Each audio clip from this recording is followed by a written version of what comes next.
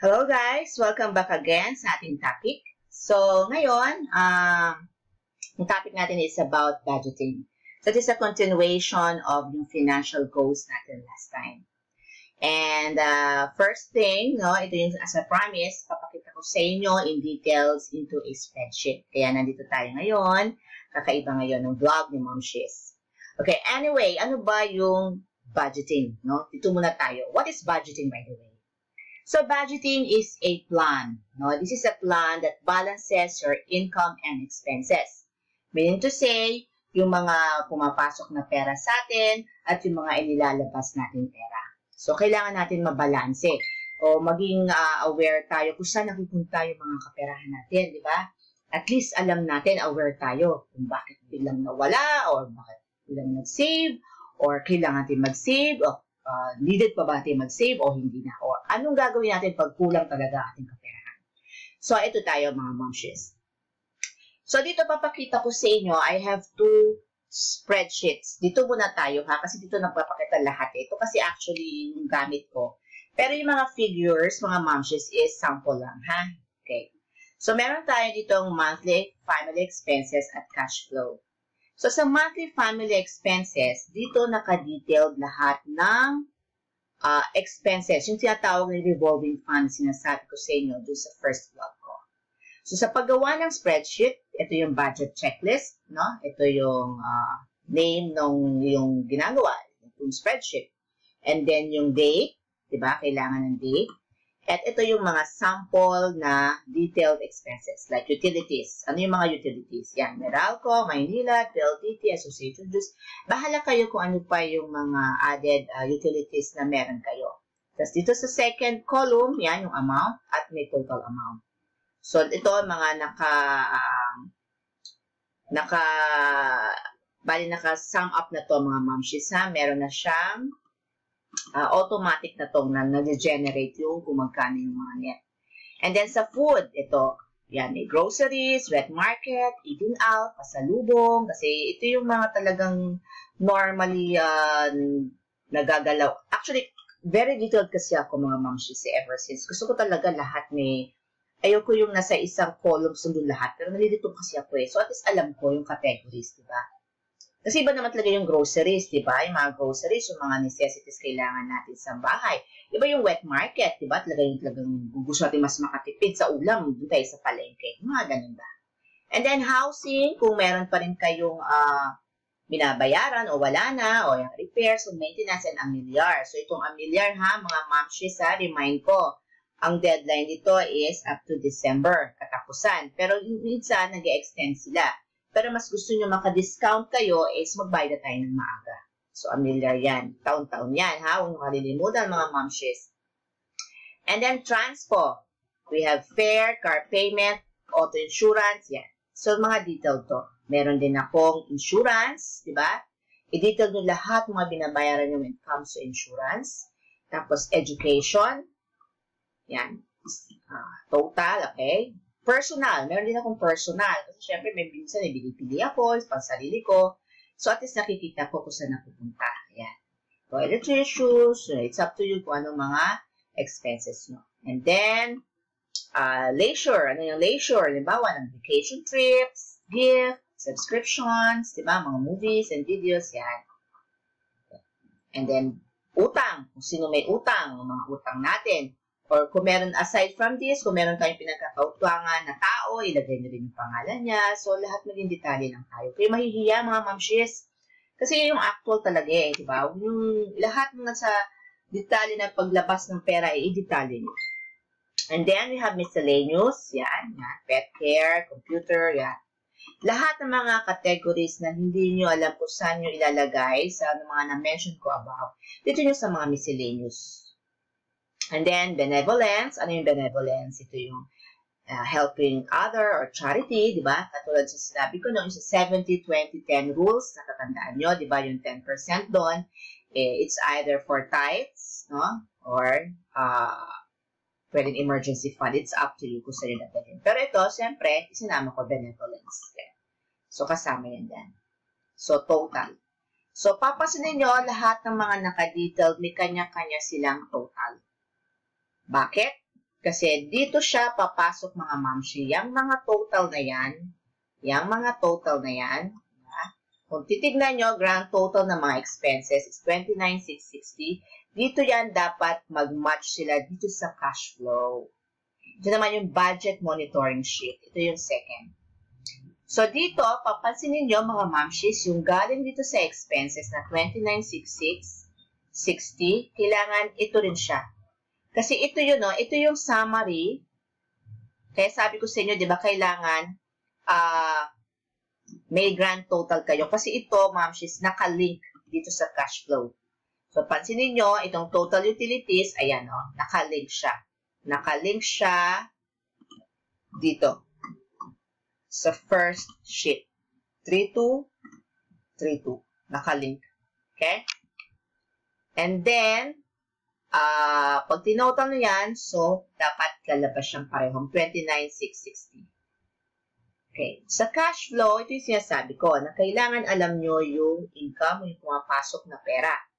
Yung sahod, kung may sideline man, or halimbawa sabihin natin dalawa kayo mag-asawa, na lagyan nyo dyan, regular salary ni daddy, ni mommy, o yung mga sideline pa, other passive income, ilagay nyo lahat ng pumapasok na pera. And dito, bakit less ang mga savings? Ito yung mandatory savings, mga mamshis. Kailangan talaga, masanay na tayo. Kasi normally, di ba, ang nangyayari sa atin, kung ano yung matirang pera, yun lang ang sinisave natin, which is wrong. Kailangan kasi kaya nga mandatory eh. Yeah. By hook or by crook, kailangan natin mag-ipit. Diba? Kumbaga, kasanayan lang yan, tsaka it's a habit. Pag ginagawa natin yan, everything will be fine. I'm telling you mga mamshis. Halimbawa, ito yung mandatory savings. In-invest nyo na siya agad. Dito sa 45,000 na lahat ng income, yung 20% is 9,000. At yung 10%, ito yung 4,500. Natatandaan niyo yung rules, di ba? Yung sa budgeting, yung 70-20-10 rule, ito na yun. Ito na yung ina-apply na natin. So, 20% for the savings, and 10% for the tithes or emergency fund. Nasa sa inyong category yan. So, 13,500. So, yung 45,000 less 13,500, at least ito safe na. Savings na to, di ba? I-separate nyo na to. Huwag nyo na pakikialaman yan. So, 31,500 pa natitira sa pera nyo. This is just a sample, mga mamshis, ha? Itong figure na to ay sample lang. So, kayo maglalagay yung actual nyong income and expenses. So, sa 31,500, dito papasok yung tinatawag natin revolving fund. Dito nyo na pagkakasyahin lahat. Paikutin ang pera, lahat-lahat. So, sa total expenses kayo na, may 29,660 yan. Diyan na lahat, diba? Lahat na. Yung luho natin, nandyan na lahat. Detalyado na. So, may natitirang 1,840. So, good thing, net income. So, may na-save ka pa. So, anong gagawin natin dito sa natitirang 1,840? Pwede mong sabihin na natin, pwede mong ilagay ulit ito sa mandatory savings or i-separate mo sa isang wallet or whatsoever. Bahala kayo. I-detail din na lang. Ngayon, ang tanong dito mga mamshis, paano kung ito mag-negative? Halimbawa, naging negative 1,840 siya. Ibig sabihin ng negative is mas malaki yung expenses mo kesa sa natitirang pera nyo, no, sa income. So, ang mangyayari yan, mamshi, kaya natin dinitali ito. Ang kagandahan ng mga detailed expenses is babalikan natin yung ating expenses na detalyado. Saan ba ako kailangan magbawas? Kung natatandaan nyo, in my previous vlog, meron ako yung how to cut off at least 30% ng ating expenses. So, dito rin papasok lahat-lahat yun. Kung papasin nyo, mami, lahat ng mga diniscuss ko sa inyo is magkakakonektado to. Okay? Palalim na lang tayo ng palalim ng topic. At least, ina-itemize na natin. So, pansinin nyo, kung napag-aralan nyo yung at least 30% na cut off, o diba? Malaking bagay yun. So, pag nakita nyo to, saan ba ako dito malaki? Siguro magbabawas ako sa... Halimbawa, ito, sa personal ko, no? Kasi meron pa ako mga toiletries, ganyan. O kaya, bumili ka ng bag. Naku, next time, hindi ako bibili ng bag. Ganon. O kaya, yung subscription ko, siguro tanggalin ko itong subscription. Hanggat magbawas kayo, kaya sa Meralco, kailangan magtipid ako sa kuryente. Diba? Mga ganyan. Kailangan sabihan ko yung mga bata, magtipid sa kuryente. O sa PLDT, kailangan magbawas ako ng mga add-ons na kung ano-ano mga anik-anik dyan na add sa PLDT o mga ganyan. So, hanggat sa dumating ka sa puntong mag-positive na to or mag-break even man lang, no? Maging wala man lang negative, parang zero. Di mas maganda, di ba? Na-maximize mo yung kaperahan mong hawak. Ngayon, negative pa rin kahit nagbawas ka na. Still negative.